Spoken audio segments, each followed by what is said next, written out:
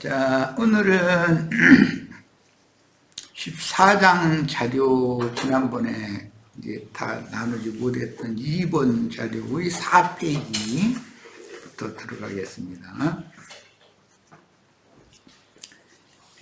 타락천사들의 아비 마귀는 새영과 새마음을 받은 성도들의 새세계에서 우두머리인 사람 예수 안으로 구속받은 영혼들을 온전케 만들기 위한 채찍, 몽둥이 역할을 하도록 아브라함 자손의 온전한 구원을 위해서 하나님께서 부리는 사자로 쓰실 것을 정하셨습니다.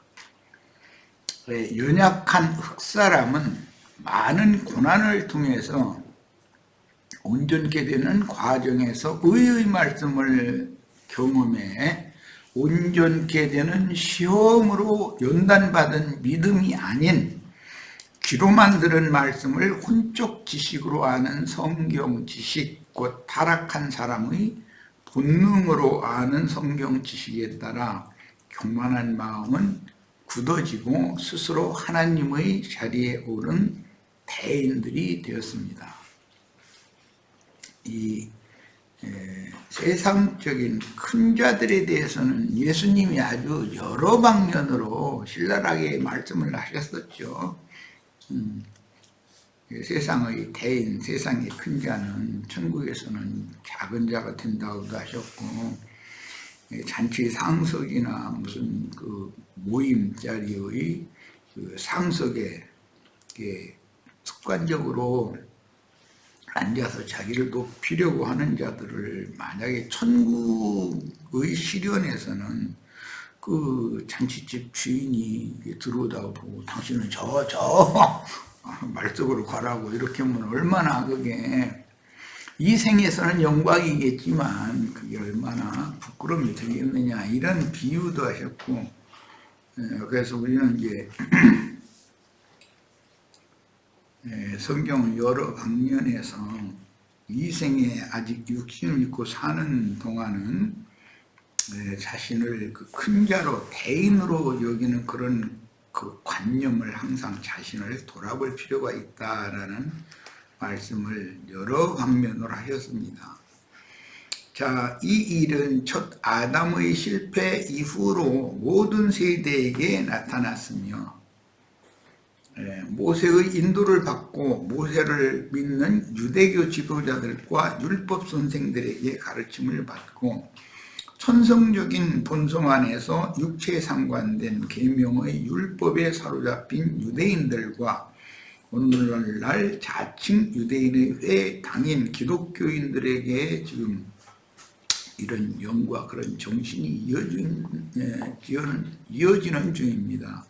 이건 좀 예를 들자면 세상 예를 들어서 국무회의를 주재하는 그 국법으로 대통령이 국무회의 의장이잖아요. 당연히 대통령이 무슨 유고가 있을 때는 국무총리가 대행하는 거고, 그렇게 정해진 국법에 따라서 정해진 그런 직무를 수행을 하지만 국무위원 어떤 장관이나 또는 어떤 국가 어떤 기관의 중요한 부서의 책임진 그 참모들이 그 자리에 와서 국가의 중대사를 이렇게 논의를 할 때 자기 부하 사람인 것처럼 손아래 사람인 것처럼 그렇게 하면 안 된다는 것이죠. 그리고 자기 말만 하고서 남 말은 안 들으려고 그러면 그럼 국무회의는 뭐라고 해요? 그 필요가 뭐가 있어? 그건 하나 이제 요식행위로 이렇게 국무회의를 거친 것처럼 하는 것은 그런 것은 그 사람의 사람 됨됨이가 그렇다는 거예요. 대통령이라면 즉 국무회의 그 당연직 의장으로 국법이 정해져서는 그런 고리를 맡겠다는 것은 그 사람이 모든 국무위원들을 잘 이끌어서 국정을 잘 수행해야 된다는 의무가 있는 것이지, 그 사람이 무슨 다른 사람들보다 인격적으로 자기가 더 위에 있는 사람이다 이렇게 생각하면 안 되잖아요. 교만한 몸으로 어떤 그 권력이 자기에게 집중됐다 해가지고 권력을 운하명하는 그런 태도는 안 된다는 거죠. 그런데 이게 공과 사를 잘 구분해서 하늘이 정해진 어떤 직무를 수행할 때 이제 그런 세상의 예를 들은 것은 교회에서도 목회자가 약물이 위에 자기는 무슨 천사, 타락 천사의 생각처럼 자기는 저 위에 있고 너희는 저 아래 것이고 뭐 이런 식으로 생각하면 이거 무슨 왕정 시대의 그런 것도 아니고 그 무슨 그 인도자의 인간됨됨이인 것이죠. 자기보다 약물이가 무슨 권위에 있어서 하나님이 맡긴 직무를 수행하는 그 면과 인격적인 문제에 있어서 권위가 다르다라고 생각하는 것은 그런 걸 구분 못하면 안 되는 거죠. 서로 존중해주고 내가 남을 존중할 때 남도 나를 존경을 해주는 것이지 내가 남을 이거 찍어 누르려고 그러고 무시하려고 그러면은 배알이 있고 똑똑한 예를 들어서 이제 국무위원 해석교계의 어떤 신자라면 난 너 같은 사람하고는 교생을 못하겠다. 난 너 같은 사람이 지리하는 이 나라의 국무위원 노릇 안 할란다. 다른 사람 니한테 꾹뻑하는 그 종로로 잘생긴 사람 불러다 써라. 나는 이제 가겠다고 손들고 나와버리죠. 그러고서는 이제 그 유능한 인재를 잃어버리게 되잖아요. 그렇게 되면 이제 이런 것이 얼마나 중요한지를 알아야 된다는 거죠. 이것은 뭐 생명에 관한 이야기이기 때문에 뭐 계속 얘기해도 이게 별로 듣고 또 내가 지금 세상적인 비유나 세속적인 종교계의 그런 것을 비유로 들으니까 그냥 남 얘기로 듣고 이러면 안 되는 거죠. 이게 나 자신의 구원에 관한 이야기를 지금 하는 거예요. 자, 그러나 하나님께서 정하신 생명의 때가 되었을 때 사람의 모양으로 하늘 아버지의 말씀께 보내심을 받은 하나님의 아들 예수께서 저주 아래에 있는 택하신 백성들을 죄와 세상과 율법의 저주에서 속량하기 위하여 구원의 주로 세움을 받아 인생의 모든 고난과 연단 과정을 경험하게 하십니다. 하나님의 맏아들 곧 진리와 생명의 성령으로 영이 다신하게 하셔서 그 영의 인도를 따라 동일한 그 길을 가는 참 제자들에게 영원한 새 생명을 주셔서 아들의 왕국을 상으로 받게 하시고 영원한 하나님의 왕국인 사람 천사들의 나라를 상속받아 영세를 누리도록 작정하셨기 때문에 이 생에서의 그 구원을 이미 얻은 사람이 구원을 이루는 과정에서는 연단 과정, 광야 생활의 과정은 필수적인 것이다. 이것은 이제 오늘 서두에 사람이 이제 교만해져 가지고 높은 자리에 앉는 거 이걸 당연히 자기의 무슨 구원인 것처럼 이렇게 생각하는 것을 조금 전에 이제 설명을 했었는데. 하나님이신 주님도 아브라함의 그 후사들을 양성해서 아브라함의 후사들을 같이 보좌들이 함께 앉아서 새 세상을 함께 다스리는 그러니까 국무위원들로 삼아가지고 그냥 예수님께서 무슨 국무회의를 이제 영원한 하나님 나라에 이루어졌는데 예수님이 국무회의를 주재한다 해가지고서 국무위원들 말 들어볼 필요도 없이 예수님이 자기 맘대로 다 해버려. 그럼 국무위원들 나 같으면 그런 예수 안 믿어버려. 난 뭐 하는 것 듣고 무식하고 그러지만 혼자 잘해보라고 그러고 난 불러도 난 안 가. 예수님은 그런 예수님이 아니라는 것이죠. 이런 걸 잘 생각을 하셔야 돼요. 그 왕 중의 왕이신 주님도 많은 왕들과 함께 새 세계를 다스리는 거잖아요. 그런 생명의 세계에 관한 이치를 우리가 이런 시간에 많이 깨달을 필요가 있습니다. 하나님의 맏아들 곧 진리와 생명이 성령으로 영이 다신하게 하셔서 그 영의 인도를 따라 동일한 그 길을 가는 참 제자들에게 영원한 새 생명을 주셔서 아들의 왕국을 상으로 받게 하시고, 그래서 많은 왕들이 주와 함께 보좌들에 앉아서 함께 다스리는 이야기를 하는 거잖아요. 성경이라는 게. 영원한 하나님의 왕국인 사람 천사들의 나라를 상속받아 영세를 누리도록 작정하셨기 때문에 이 생의 연단은 필수적이다. 그러니까 사람이 그런 높은 지위나 높은 어떤 그 직무를 맡기면 그 사람이 그걸 등에 감당할 수 있을 사람이 되어져야 된다는 거예요. 우선. 그런데 뭐 자기가 굉장한 뭐 대단한 뭐나 되는 걸로 이렇게 착각하면 이건 하나님의 나라에서는 그게 절대 통하지 않는다는 거죠. 율법과 선지자의 때 이후에는 아들의 때가 오는데, 아들의 시대는 모든 육체에게 그분의 영을 부어서 믿음의 말씀을 받아들인 제자들 속으로 하나님 나라가 임하는 교회 시대인 이방인의 때를 경영하십니다. 이게 성경에는 때가 정해져 있죠. 율법과 선지자의 때가 있고 이방인의 때가 있고 그 천년이 차기까지라고 한 또 때가 있고, 그 다음에 영세라고 하는 이런 것이 정해져 있다는 거예요. 족장들의 때는 아담 셋 그 후계들 이어서 아브라함, 이삭, 야곱 12지파가 애굽의 포로가 되기까지, 그것은 족장시대라고 그러죠.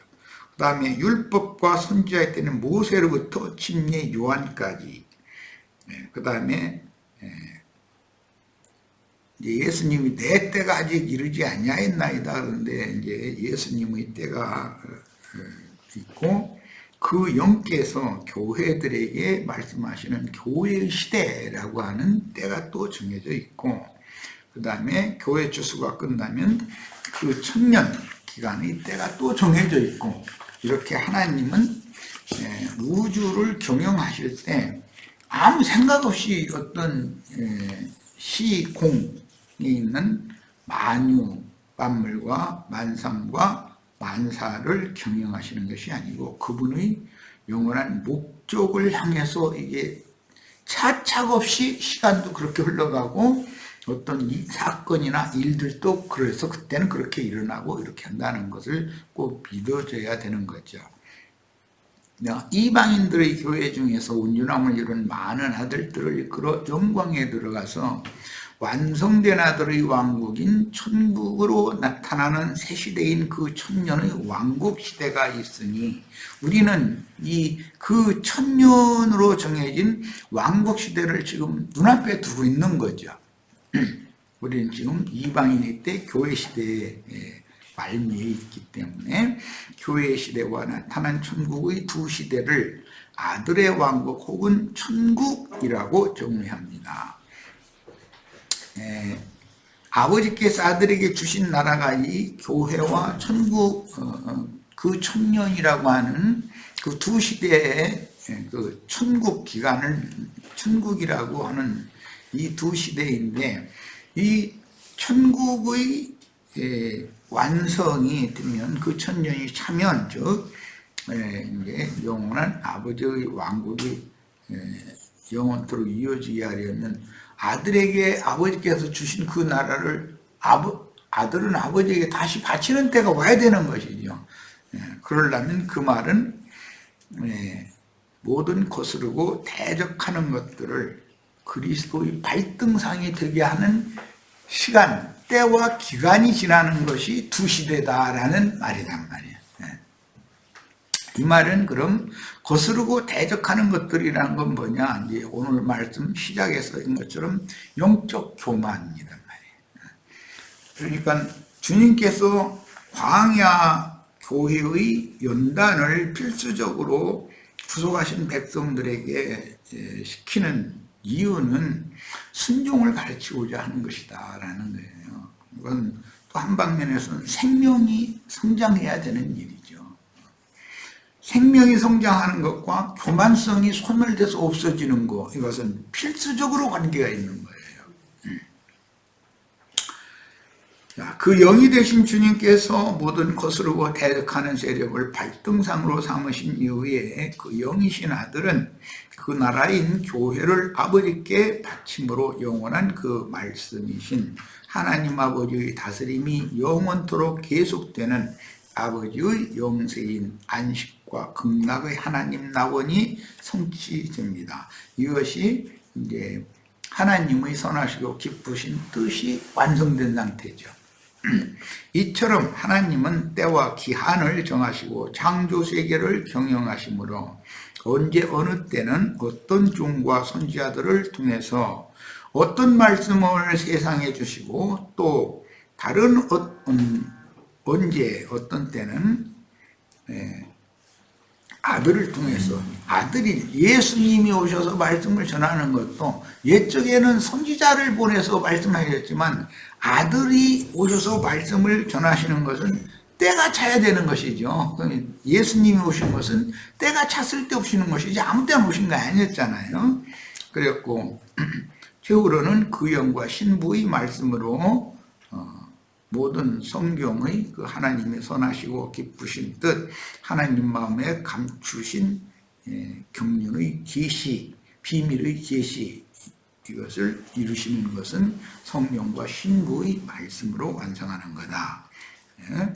율법과 선지자의 때에는 인간의 죄를 드러내고 책망하여 하나님께로 돌아오도록 격려하는 말씀이 전파되며, 아들의 때에는 회개하고 돌아온 영혼의 모든 옛사람으로 행한 범죄와 허물들을 도말하여 깨끗하게 하여 정한 그릇, 이것은 사람의 속에는 그릇이 두 그릇이 있는데 영이라고 하는 돌그릇과 혼이라고 하는 그 마음 그릇이 있어요.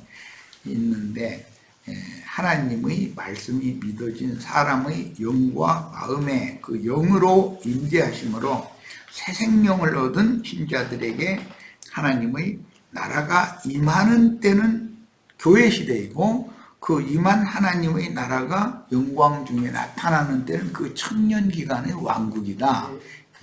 그 다음에 땅 끝까지 주안으로 불러들이는 천국 복음이 전파된 후에는 교회 시대의 끝 추수 때가 이르는데 추수꾼들인 증인들을 통해서 그 영과 신부의 말씀인 영원한 복음을 전파하여, 이거 어제 이제 내가 사도시대까지도 누룩이 조금씩 섞여 있었다. 구약 율법에 이미 오순절에 떡 둘을 만드는데 전부 누룩을 넣어서 만들으라고 그랬어요. 그러니까 오순절 성령을 받은 다음에 사도들이 전하는 말씀은 누룩이 당연히 섞여 있는 거죠.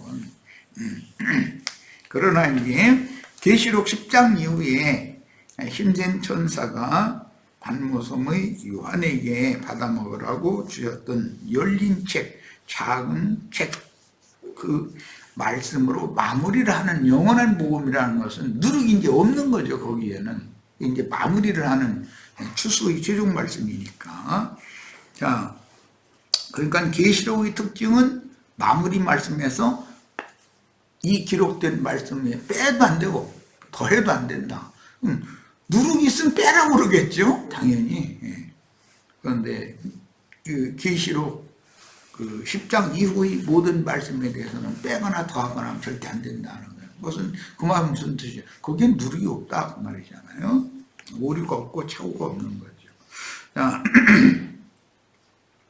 땅 끝까지 주안으로 불러들이는 천국 복음이 전파된 후에는 교회 시대의 끝 추수 때가 이르는데 추수꾼들인 증인들을 통해서 그 영과 신부의 말씀인 영원한 복음을 전파하여 그 말씀으로 인침을 받은 종들은 오는 새 시대인 그 천년이 차도록 주님 왕국의 후사들을 추수하여 신부 성으로 거두어드립니다. 그러므로 교회 추수천 기간에 이방인들은 육체의 장막을 입고 살면서 은혜의 구원을 받고 광야 교회의 연단을 통해서 온전케 되는 과정을 거쳐 이기는 자로 인정을 받은 영혼은 육신의 몸을 벗어버리고 신령한 새 몸을 입고 영광의 새 세계에 나타나서 영광의 새 세계를 유업으로 받습니다. 앞선 증인들 곧 온전케 된 의인의 영들과 함께 오는 새 시대인 영적인 나라, 이것은 하늘에 속한 나라 그 말이에요. 왕국을 상으로 받게 되며 이 땅에 육신을 입고 살아남은 인마진 유대인들은 복음의 제사장들로, 오늘날은 이방인들이 우리가 복음의 제사장들로서 제사장 나라를 이루고 있어요.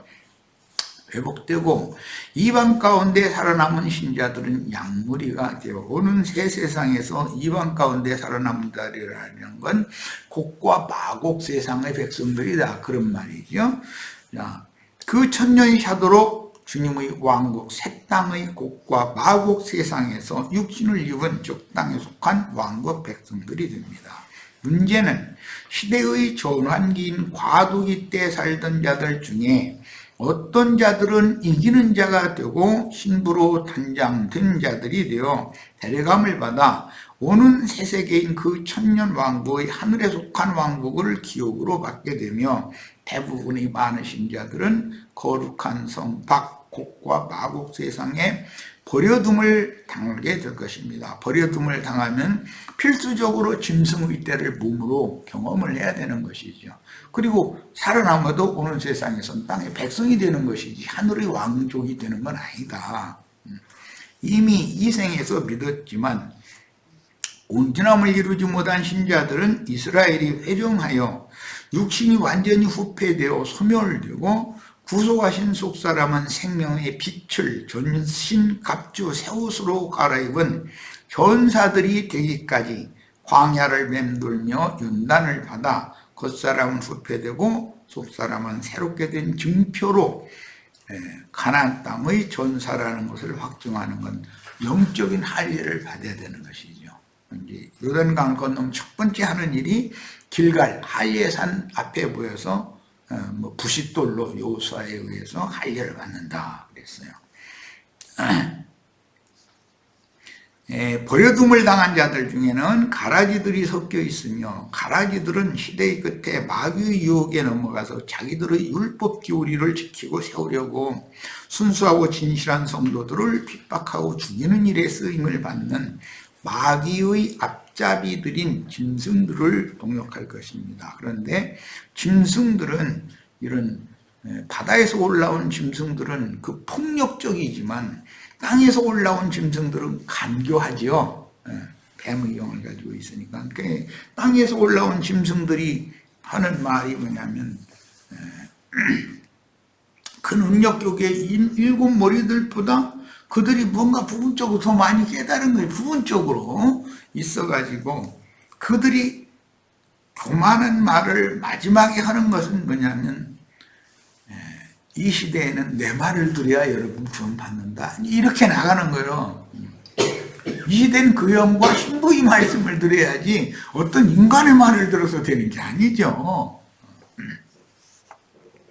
버려둠을 당한 자들 중에는 가라지들이 섞여 있으며 가라지들은 시대의 끝에 마귀의 유혹에 넘어가 자기들의 율법 교리를 지키고 세우려고 순수하고 진실한 성도들을 핍박하고 죽이는 일에 쓰임을 받는, 즉 바다에서 올라온 짐승들의 앞잡이들인 땅에서 올라온 짐승들과 그들을 동역하는 기독교인들이 된다는 거죠. 그래서 종교가 정치와 손을 잡으면 그게 최악의 상태인 거예요, 항상. 그 후에는 풀무불에 던져져서 진실한 성도들을 죽인 이 세상의 권력을 잡은 정치 세력에 의하여 오히려 그와 손잡고 그를 이렇게 정치 지도자로 세워졌는데, 종교 지도자들이 이제 때가 되면 그 정치력에 의해서 그 종교가 대대적인 박해를 받게 된다는 것이죠. 로마 황제를 이렇게 종교인들이 세워졌잖아요. 그랬더니 로마 황제가 이 종교를 대대적으로 박해버리잖아요. 이런 것은 늘 있을 수 있는 일인 것을 생각을 해야 됩니다. 그러니까 종교인들이 정치에 관여해가지고 뭔가 정치 지도자를 세우고 그걸 통해서 그 정치의 힘을 힘입어서 자기네들의 그 영적인 교권을 유지하는데 이용을 하려고, 정치를 이용하려고 그러고, 그런 그 시대가 가장 위험한 시대인 거예요.